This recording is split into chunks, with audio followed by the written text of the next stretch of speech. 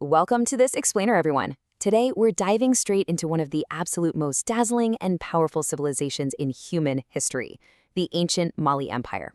If you've ever wondered exactly how a civilization becomes truly legendary, well, you're in the right place. Let's get into it. Now, I want you to imagine something for a second. Imagine building unbelievable, mind-blowing riches, but not just with glittering gold. Think everyday salt and literally plain mud from the earth. I know, it sounds completely backwards, doesn't it? But stick with me here, because we're going to explore exactly how those two incredibly simple elements helped build an absolute powerhouse in West Africa. Section 1.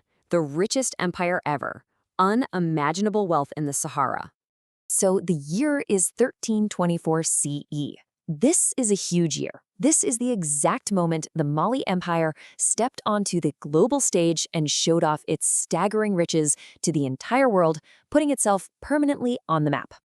It all happened during a famous pilgrimage to Mecca. The Mali ruler, a legendary king named Mansa Musa, went on this journey and just handed out vast amounts of gold all along his route. He was literally distributing absolute fortunes as he traveled.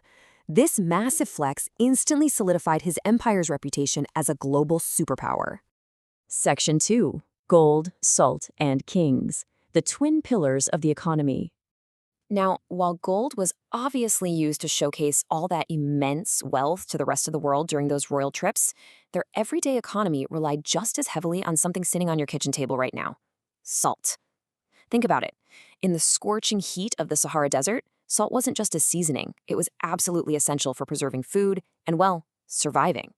That made it a highly lucrative trade resource. And because the empire controlled those harsh desert trade routes, they completely controlled the wealth. The timeline of this empire is just epic. In the 13th century, it first rises to prominence, succeeding the Ghana Empire, under strong leaders like Sundiata Keita. Then it hits that major peak we just talked about in the year 1324 with Mansa Musa's pilgrimage. But, history is constantly shifting. By the late 16th century, a mix of inner conflicts and outside pressures caused this massive, unified empire to ultimately fragment into smaller states.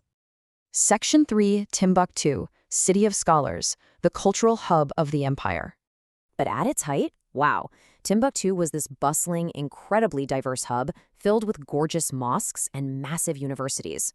It was like a magnet for brilliant minds from all over the globe. You had scholars seeking knowledge, busy traders exchanging goods, and travelers pouring in from all across Africa, the Middle East, and beyond. It was truly the ultimate ancient meeting place for both commerce and cutting-edge education. Section 4. The Mud Brick Marvel, the Great Mosque of Djenné. This brings us to some truly breathtaking architecture, specifically the Sudano-Sahelian style. This style relies heavily on sun-baked earth bricks, or adobe, meaning the very earth of Mali was quite literally shaped into these massive, smooth, sculpted mud walls. In fact, they used this exact method to build the Great Mosque of Djenné, which happens to be the largest adobe building in the entire world. To really give you a sense of just how massive this thing is, the mosque actually sits on a raised platform that's 75 meters by 75 meters. That's a massive footprint. And that platform is elevated 3 meters straight up above the marketplace. Now, this isn't just to look cool, it acts like a giant step stool to keep the mosque totally safe from the flooding Bani River below. Meanwhile, its central tower stretches an impressive 16 meters tall right into the sky. The details here are just endlessly fascinating. So they used those sun-baked earth bricks, locally called ferré, and those wooden sticks jutting out from the walls. Those are bundles of Regier palm sticks called Turan, and they actually act as permanent built-in scaffolding. When you add in the 3 large box-like towers in the Qibla wall and those crazy cone-shaped spires topped with real ostrich eggs, you get this absolute genius blend of local materials and design. And hey, those palm sticks acting as scaffolding, they are totally necessary. Why? Because the entire community participates in this massive, incredibly fun annual festival to repair the mud walls before the seasonal rains wash them away. It's a whole event. First, plaster is prepared in these big pits, and young boys actually get to play in the mud to stir it all up. Then, there's a literal race to see who can deliver their plaster to the mosque first.